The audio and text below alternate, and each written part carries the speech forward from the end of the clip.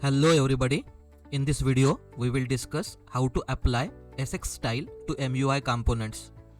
This approach is introduced in Material UI version 5.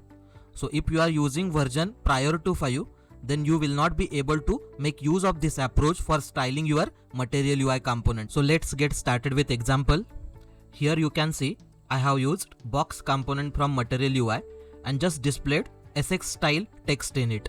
So this is how it looks in browser. Now if you want to style this box component using SX style approach, then here you have to use prop SX, where you have to assign SX style object. So here I am going to assign SX style like this, and then I am going to define this SX style object in this way. So here you can see it has applied these styles to this box and it looks like this in the browser. Now let's discuss the difference between SX inline and direct style. So here you can see I have used this breakpoint array to this color property. So this breakpoint array is supported by emotions library. So this gray color will be applied to first breakpoint. So by default here you can see this SX style text, we are getting it in gray color, and this primary dot main color is applied to next breakpoint. So here in the browser, if we zoom it out a bit, then you can see here we will get this text in blue color, which is the default primary main color of the MUI theme.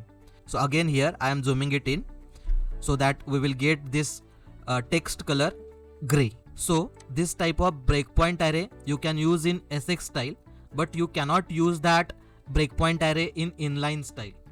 Obviously you can use it in a direct style as well. So this is the first difference. This breakpoint array you can use it in SX style and in direct style, but you cannot use it in inline style. Again you can see here I have used this primary dot main.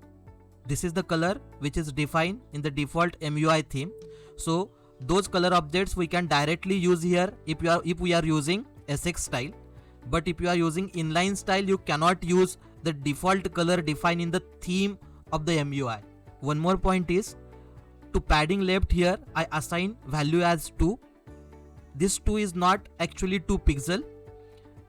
It is actually the second index of the default padding defined in the MUI theme. So if in the MUI theme default padding is defined as 8, and here while using SX style, if we assign value 2 to this padding left, then it will become like 2 into 8, that is 16 pixel. Another important difference between SX and direct and inline style is, in direct and inline style you cannot use this hover property. Okay, so here see I have used this hover state. In the browser you can see that when I hover over this box, then it is changing the border color from green to blue. So this particular state, hover state, you cannot directly use in inline style. Also it is not possible to use it in direct style. So this is the advantage of using SX style over direct and inline style. And one last point is, here you can see there is a little bit transition when I hover over this box. So that particular transition is coming from this particular property, where you can see this theme object is accessible and theme.transition.create is done, to which I have assigned border color. So this transition is applied to this border color property. So here see when I hover over this box, slowly it is changing the border color from green to blue. So this type of transitions also you can apply if you are using SX style.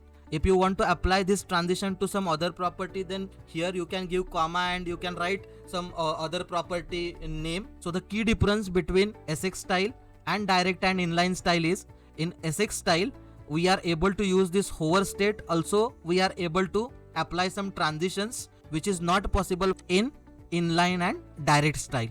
So this is all about applying SX style to MUI components. That's all for this video. Stay tuned for further updates. Thank you.